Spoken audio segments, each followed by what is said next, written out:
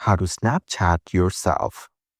To get started, first of all, open up the Snapchat application on your phone. You will then be taken to the Snapchat camera screen. Here, you can take snaps and videos on Snapchat. On the screen, tap on the capture button to take a snap. You can edit the snap if you want. Then, tap on the Send To button at the bottom right corner. Here, you can choose the friends you want to share the snap with. If you want to share the snap to yourself, scroll down and you will find your name in the list. There will be a Me option in brackets beside your name if that is your account.